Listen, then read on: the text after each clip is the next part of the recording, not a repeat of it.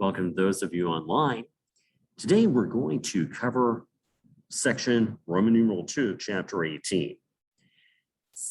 On Tuesday of next week, we'll cover the other two sections, 1 and 3. I wanted to cover 1 today in my first class, but I had technical difficulties with the book and I couldn't get in to use a couple of illustrations, which I really need. So we'll move on to Roman numeral 2 about just-in-time inventory systems. I'm sitting here with my live class, my 4 p.m. section, which is small, and that usually makes it easier to record. So let's see. First of all, here in class, and for those of you online, let me just show you where I am in the notes. I'll share my screen with you here.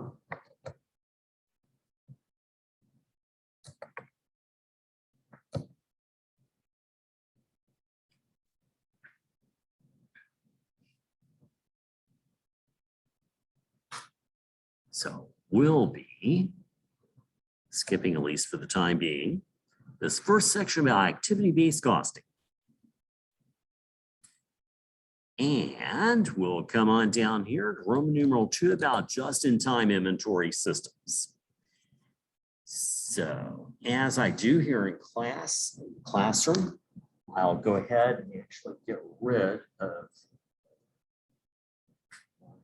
one screen over here.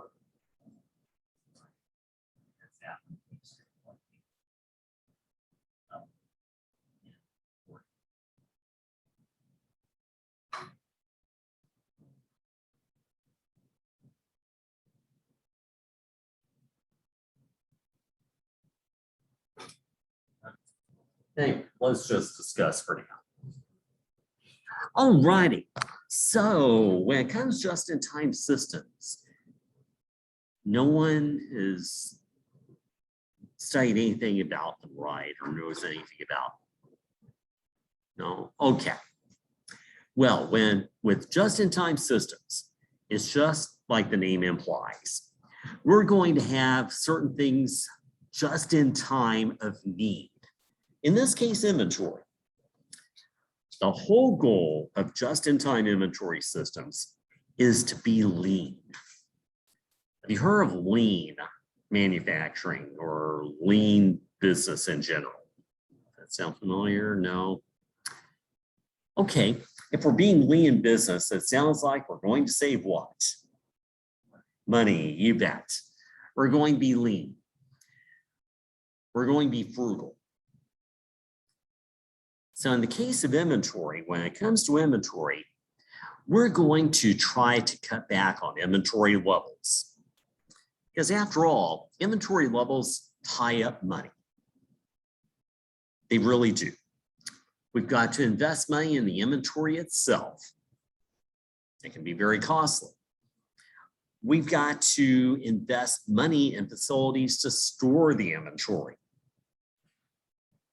So if we have to spend money on inventory, we take it away from things where we could otherwise spend it. So there are definite opportunity costs to tying up money in inventory. We could spend it elsewhere. If we could have lower inventory levels, that would be great. So we'll think about that today.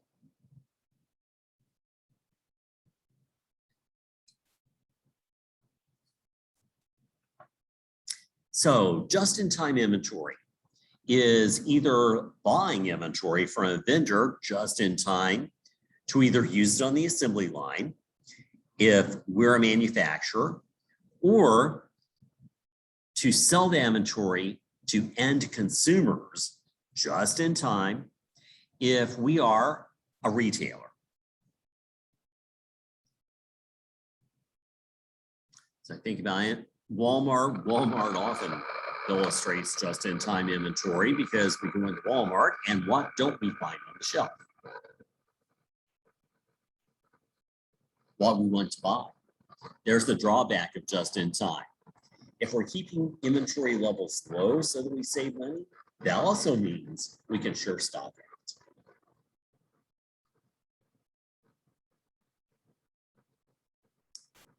So stock out costs can be high. And Walmart has the attitude that, well, we're the world's biggest brick and mortar retailer. So if you don't find it here today, you'll be back tomorrow to buy it.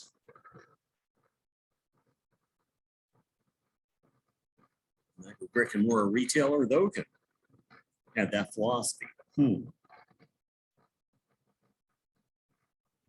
So with a just-in-time inventory system, focus here on the board.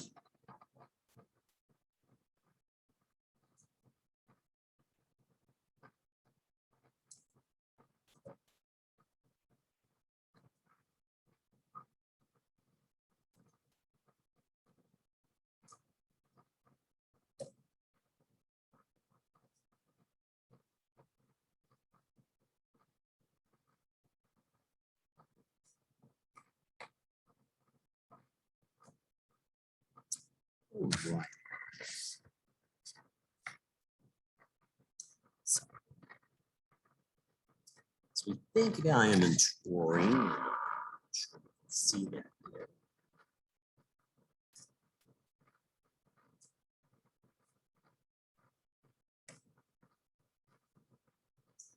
So as we think about our old law, let's wonder where that came from. That wasn't me. Oops. This is somebody left up.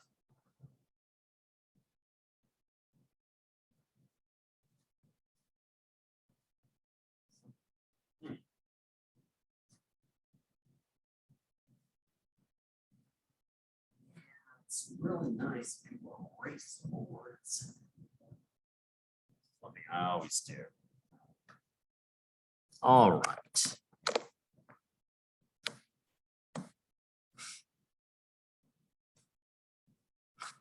Okay.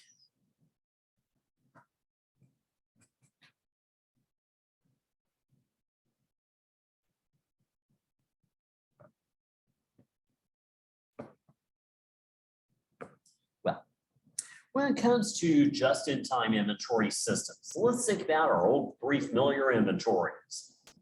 In manufacturing, we've got direct materials, we've got work in process, and we've got finished goods. With just-in-time inventory systems, everything starts with end consumer demand, and we subordinate everything to that. So let's say that we're making automobiles.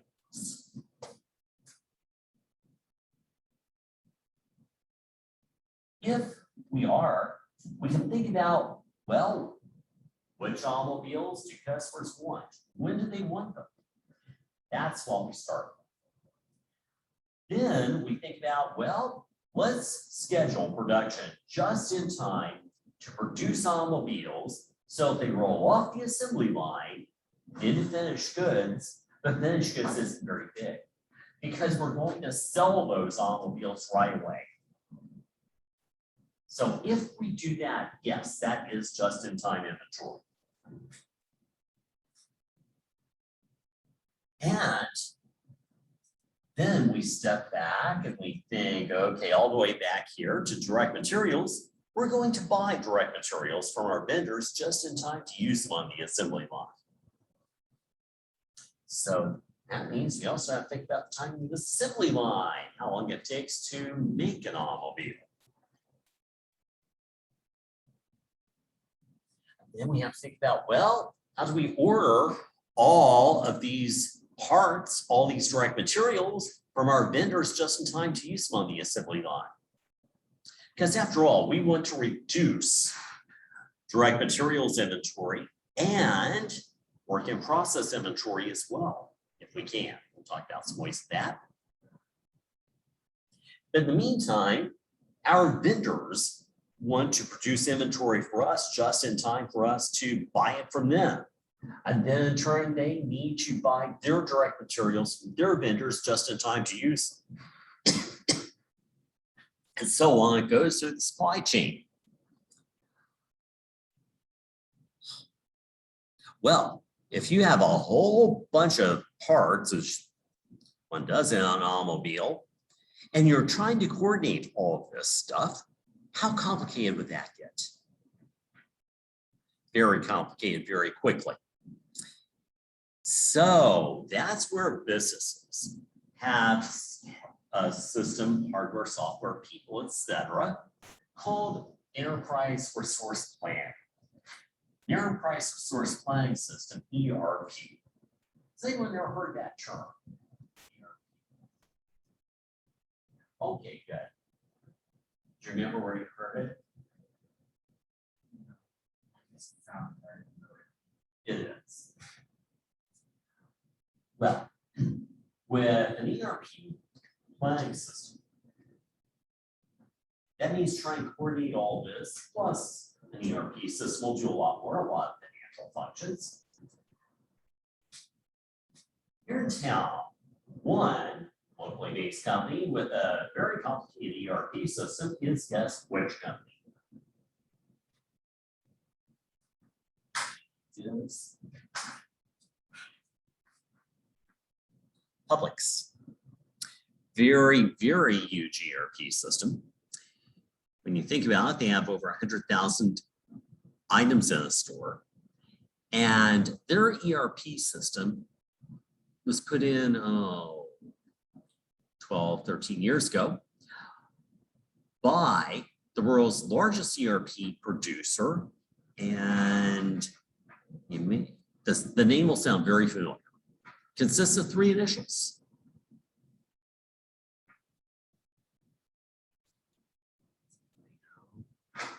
Begins with an S. 3 initials. Second letter is an A. Okay, third letter is P. So SAP. It's a German company. And they had people out at Publix for over a year when they installed it. World's second largest ERP producer is an American company. And that name will sound familiar. It's Oracle. So Publix has SAP. And yeah, it's very, very complicated. ERP is a small part of the larger system, supply chain management, logistics. So yes, very, very complicated. So what we'll discuss here is all about logistics, although a rather small part of it. Shouldn't say that small, it really isn't, but it's one part of logistics.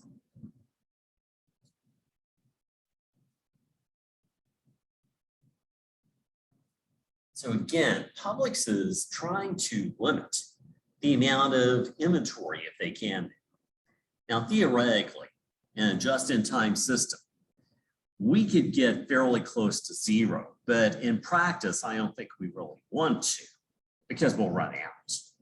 So we really need to have some buffer stock, some safety stock, so that we don't run out.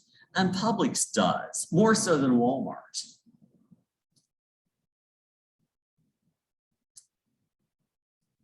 Wow. The ERP system is good. It certainly does save us money, but if we stock out of inventory and people don't buy from us, we lose revenue. So I don't think we want to go there. So here with an ERP system, yeah, it can get quite complicated. Now, it's in contrast to a traditional system. A traditional system was called a push-through system or materials requirements planning system. In a push-through system, the focus was on not stocking out, having a high buffer or safety stock of inventory. So starting off with direct materials and pushing them on through the assembly line. Having a large stockpile of direct materials, that means you have to have a large place to store them. And then production starts. You're not really thinking about end consumer demand to a great deal right now. You just want to get this stuff finished.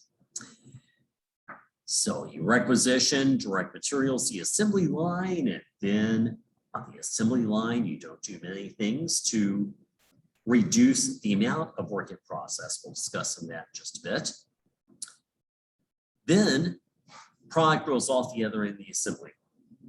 There you have finished product weighing sale. And you tend to have larger stockpiles of it, of course, than with the just-in-time system. This way you don't run out. Hopefully customers buy it. But you run the risk of a lot more damaged and obsolete inventory with the push-through system, plus inventory that you just never sell.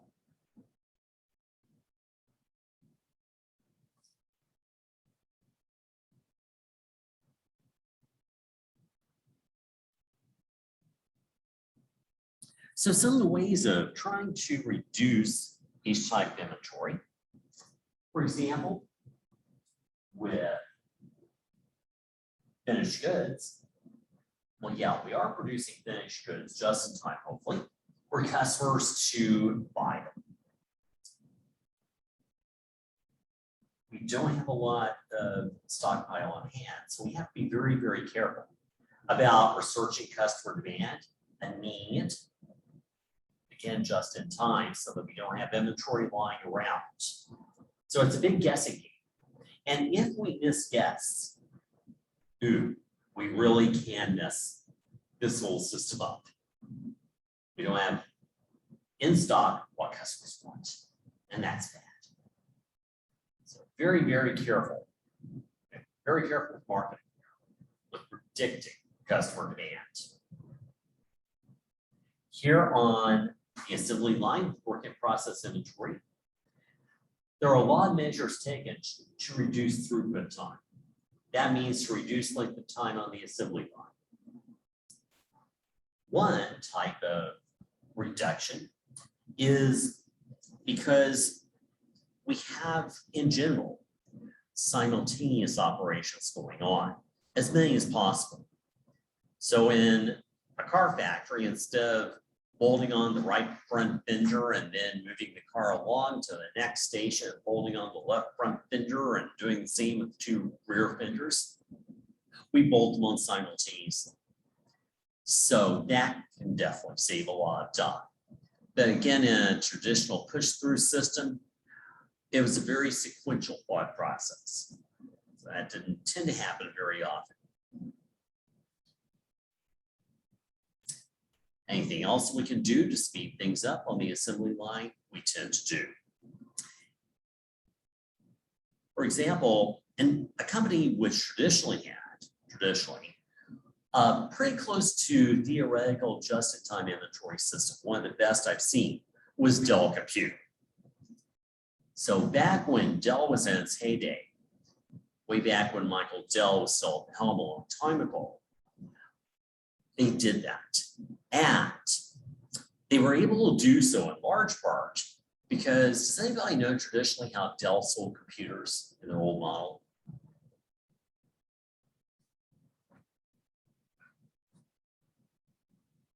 What they did was that every computer was built to work. So that means, well, it had already been sold.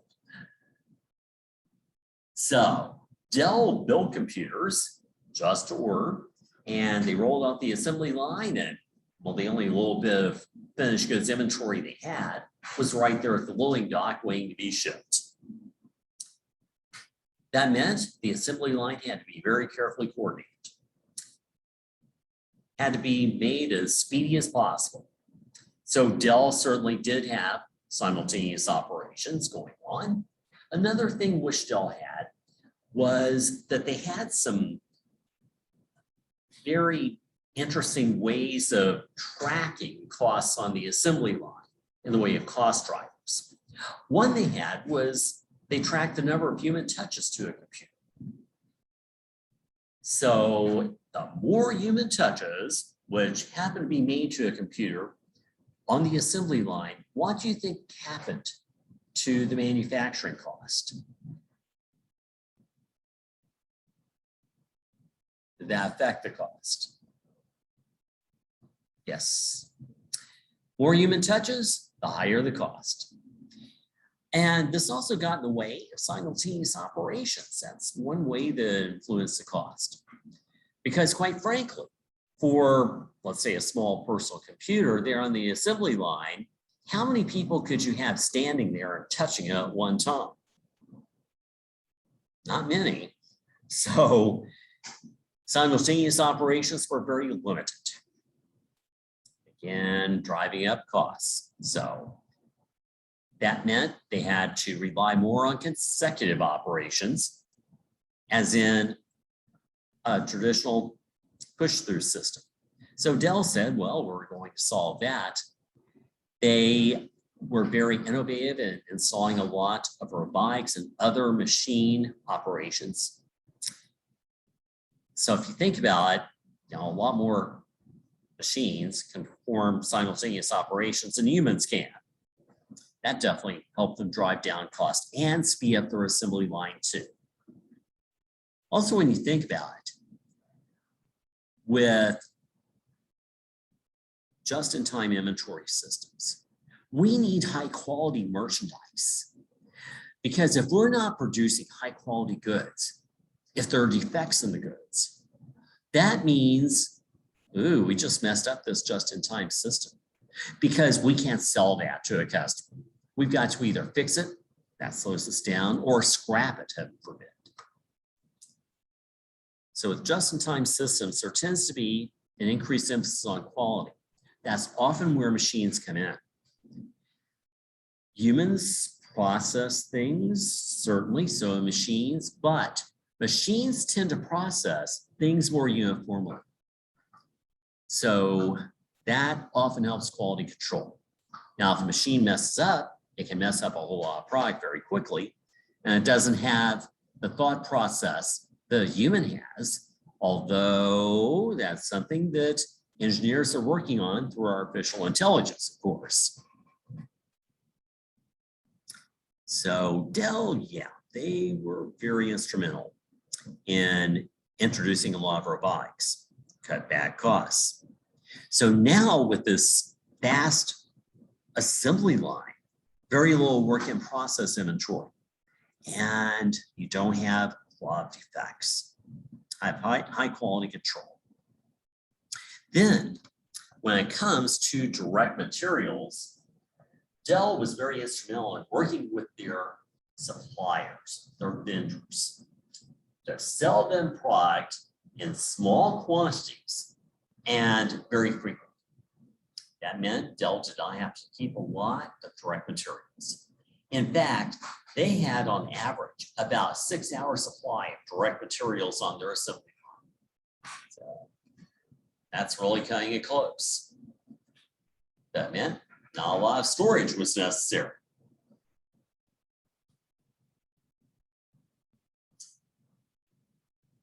With this occurring, that meant, of course, that Dell suppliers had to coordinate everything, with their own assembly line, and then their suppliers had to coordinate everything with their own assembly lines, et cetera, et cetera.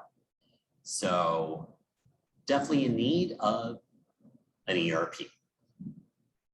Everybody on the same page, in other words. In a just-in-time system, a lot of suppliers tend to locate very close to their major customers. Dell suppliers certainly did. So this way, the product just isn't very far away that you need.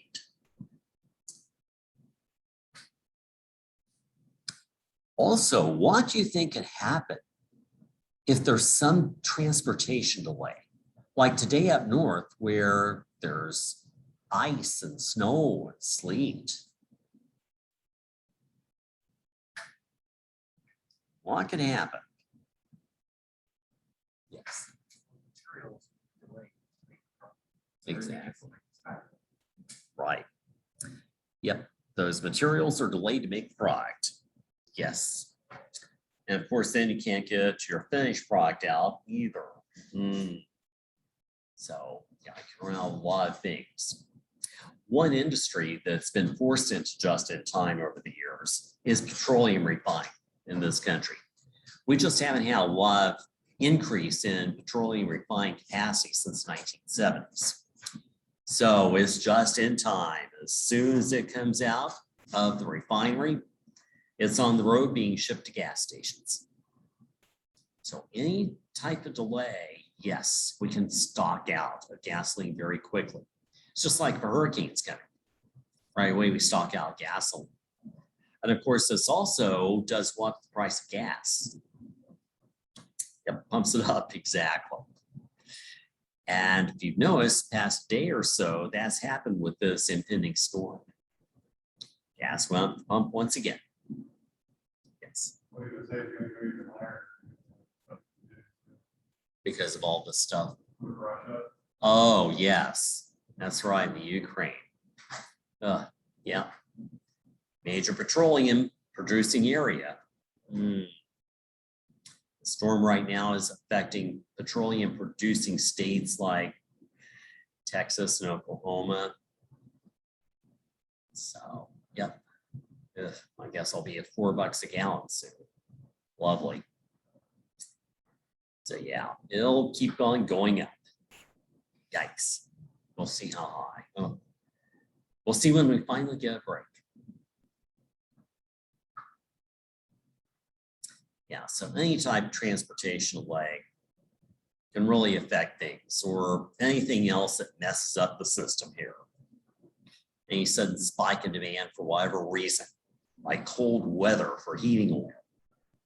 And well, that's another thing that's been going on. Heating oil has shot up a great deal here lately. So there are good parts about just in time, but some bad parts that aren't too easy to live with too.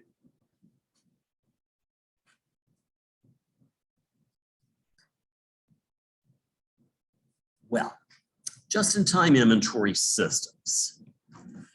The company that really does get credit for just-in-time to a great degree is which automobile maker?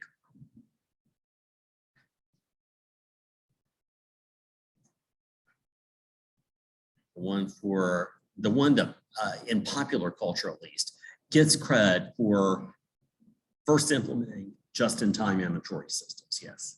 No. Yes. No. That's a good response, and I'll get back to that in a second. But there's another one that gets credit in popular culture. Yes. No. Yes, Toyota. Yep. But guess who supposedly originated just-in-time thought? Originated the idea. Yes, Henry Ford. Now, it probably wasn't his idea. Does anybody know anything about Henry Ford?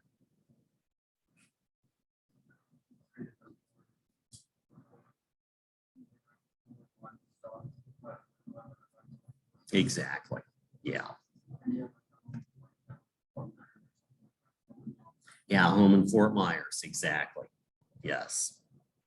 So Henry Ford did a lot of innovations with assembly lines and with standardization to make mass assembly even easier.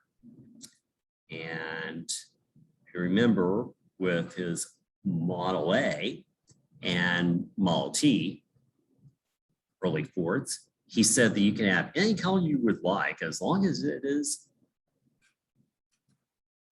I remember,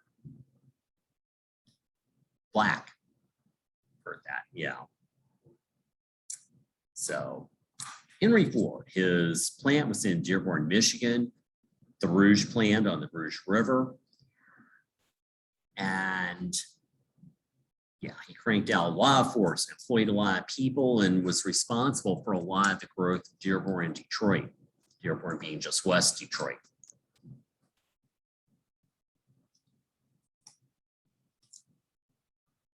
Henry Ford wasn't such a nice man. He really wasn't. very, very prejudiced person, a Nazi supporter, and he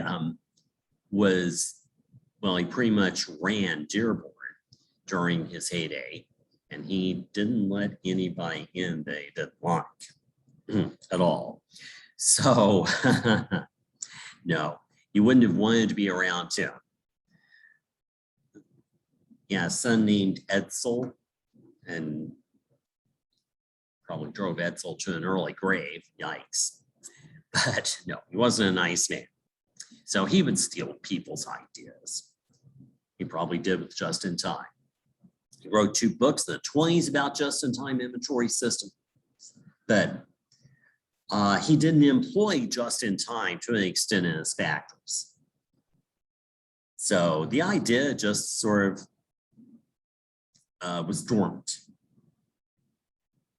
Well, then World War II happened later, of course. And during World War II, Japan was very heavily devastated.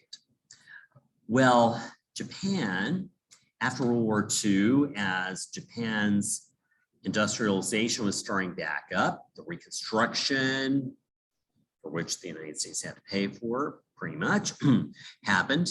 So Japan built up as major industrial power. Well, during the 1960s, in the early 60s, Japan had sent engineers over to this country to try to gain some ideas to take back to Japan.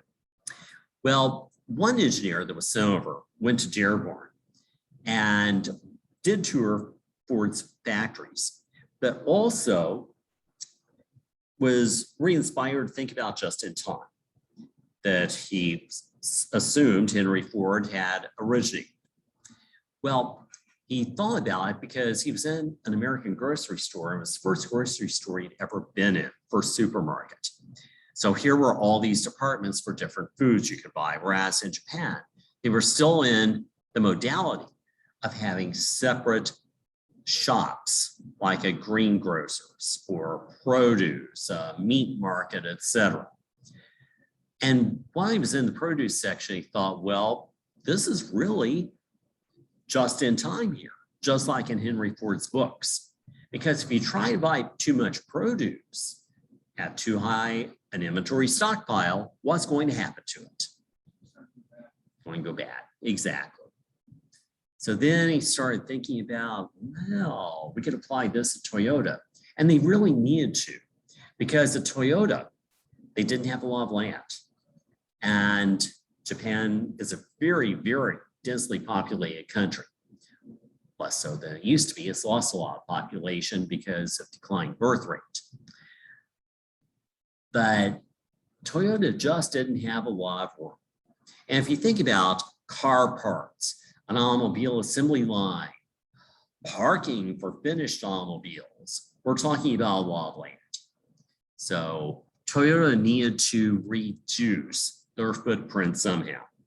And that's how they did in the end. Also with Toyota, that meant that they placed a renewed emphasis on quality because, again, garbage in, garbage out. So Toyota automobiles have a great reputation for quality, and that certainly impacted American automobile sales for a long time. It still has. American automobile makers never recouped the market share they once had, quite frankly. Plus, Toyota started expanding to other countries. They produce a lot of vehicles in this country. Now, about 20 years ago, when a Toyota plant opened up near my hometown, well, suddenly, Toyota started actively attracting a lot of suppliers nearby. Well, the reason it did, of course, is because Toyota wanted to make sure suppliers were close. They could get direct materials to them very quickly. And if they had to place a sudden order, for example, well, no problem. it's nearby. Toyota also in general has been very proactive about helping to build suppliers up. And they've sent their own engineers into suppliers to help them produce more efficiently. And of course, pass a lot of the savings back to Toyota. One example is the automobile seat maker for Toyota. Is it Toyota Highlanders? And what else they make there? Sequoias, Tundras, something else. Anyway, for some vehicles, the seats are made almost next door to the factory. That was a small company which started up in a mom and pop garage in Illinois nearby. So what happened was a mom and pop had this garage supplier, this garage manufacturer making seats, and Toyota heard about them and they liked the product. So they said to mom and pop, well, we'll help you produce more efficiently. And in fact, we'll help you set up the factory. Just have to do it across the state line in Illinois. I'll tell you why in a moment. But you have to come and work with us, pass some of the savings back to us. We want a good deal for you. But mom and pop did, and they built up quite a sizable factory now. So who would have thought from their very small garage factory in the middle of nowhere in a small town in Illinois? But they did. So today Toyota is having sleet and ice and snow. So I don't know, it's probably not a very good day for them. Yeah, with just in time.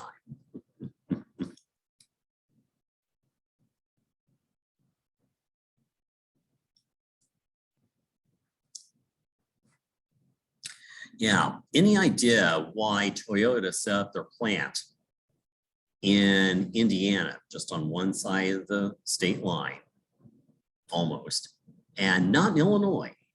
Why did they make that choice? Any idea?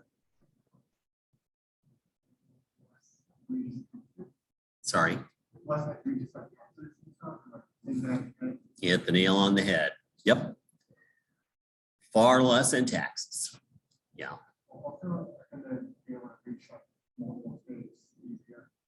Actually, they can. Yeah.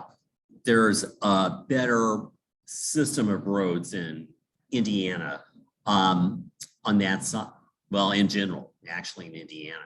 Yeah, if you ever look at a map, you'll see why the nickname is Crossroads of America, because it looks just like a big spoke of a wheel with all the highways coming off. Yeah, they all, well, I should say a lot. I mean, the center of Indianapolis. So yeah, it is a good road system. Definitely a lot less in the way of taxes. With Illinois, they've lost quite a few businesses, quite a few individuals to neighboring states, especially Indiana and Wisconsin, because taxes are lower, a lot lower, in fact. Well, I'll tell you one of the reasons why. A couple of years ago, I read this survey about the most corrupt states in the United States. Well, two were tied. Guess what one was?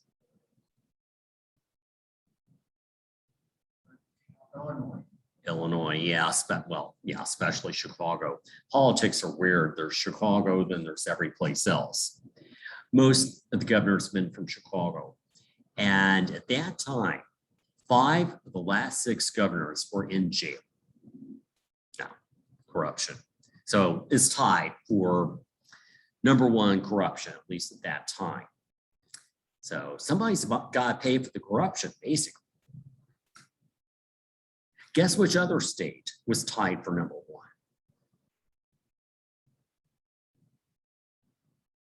#1? No, it wasn't.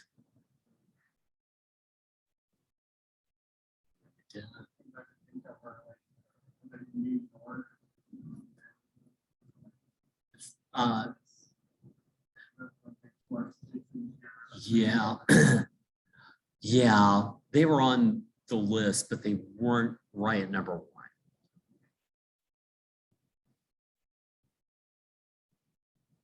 Okay, biggest one, along with Illinois, New Jersey. Also a high tax state. So again, somebody's got to pay for the garage. So that's why Toyota located their plant across state line and why mom and pop moved across too. Yeah, but it's amazing. Just go right across state line and your property taxes will drop a whole lot.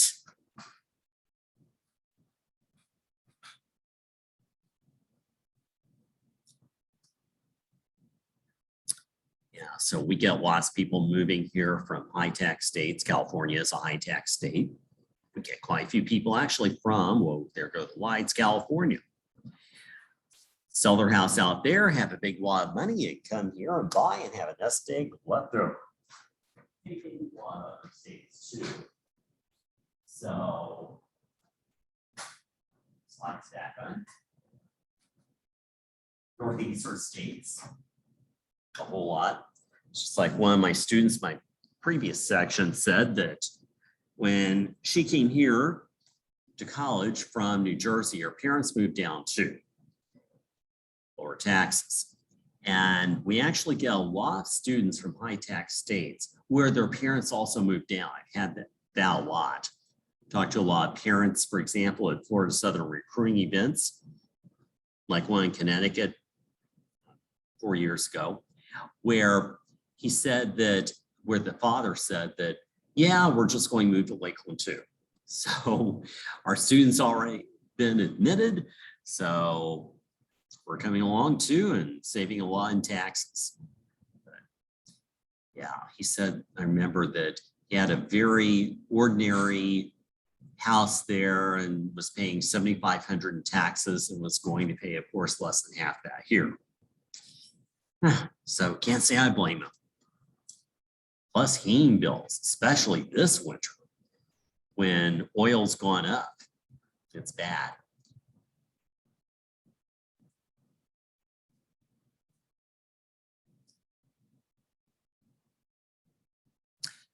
Well, again, in this old push-through system, as opposed to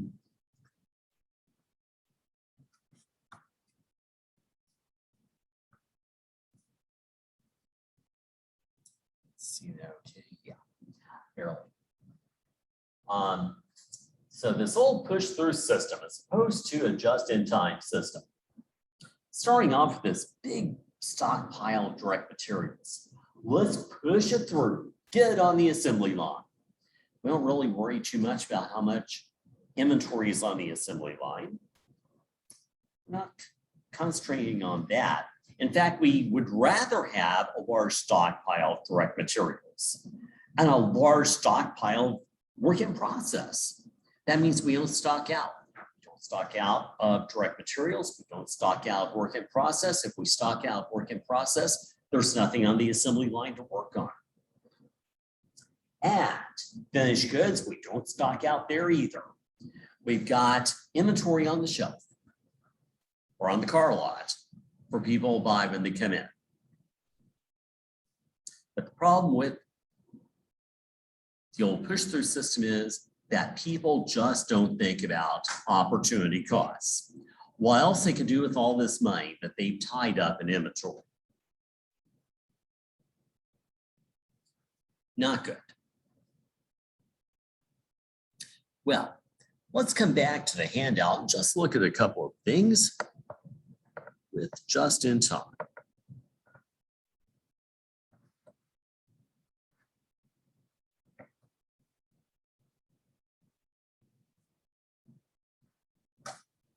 So here's just in time.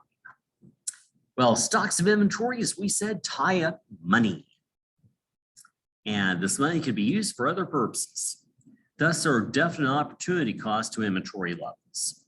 Yeah, it's costing you money just sitting there. Well, just-in-time systems, we said, start with end consumer demand. And they then support the timing of everything else to this. This will produce inventory just in time to sell to the customer. On the other end of the assembly line, raw materials are purchased then from suppliers or vendors or sellers, same thing, just in time to use them on the assembly line. So we keep that stockpile low too. And various measures are also taken to reduce work in process inventory, including reducing throughput time, length of time there on the assembly line. Because the faster we can make it, the better. We have a lower stockpile of work in process, plus it just means we can respond to changing customer demand very quickly. We can produce inventory if there's a surge in demand for some reason. And in C, just-in-time systems are greatly aided by enterprise resource management systems, such as SAP. Enterprise resource management, a little bit higher level than ERP or enterprise resource planning. Then higher still, supply chain management and logistics. Yeah, a lot of good careers in supply chain management and logistics. Someone ever thought about it? Okay. Very good. Yeah, definitely really good to get into. Indeed, a huge drawback of just-in-time is that there are no buffer or safety stocks of inventory. So potential stock out costs are very high. And also, well, as we know right now, just-in-time systems can be interrupted by transportation delays. Or if there's even anything like an electricity outage, that can affect it. So, shall we say rather vulnerable. All right, well, this being a smaller section, it doesn't take me as long to cover things as it does in my previous section since I do have more students. So that's where I got to, and today in there. So when we come back on Tuesday, we'll go ahead and cover the other two sections. Won't take us long. Oh, I should say, pardon me, we'll cover section Roman numeral 1. We will not cover section Roman numeral 3 about backflush costing. Backflush costing is another means of being lean in accounting this time, and it goes along with just-in-time systems, because if we have low inventory levels, we might be able to shortcut some journal entries there.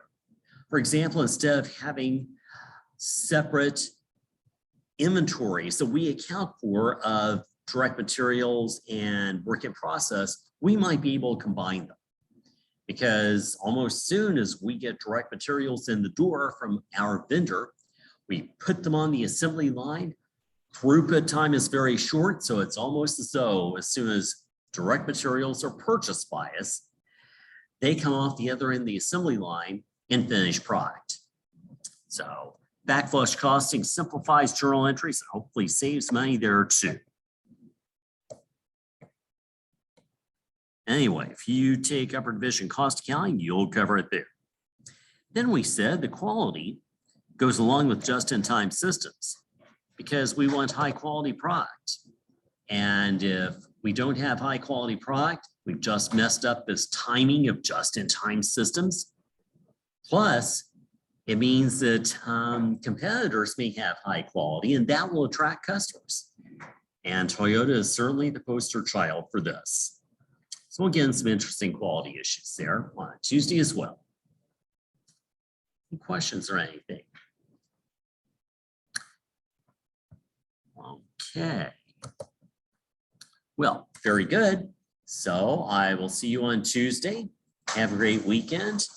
Be grateful that you're down here instead of up north, and Shabbat Shalom.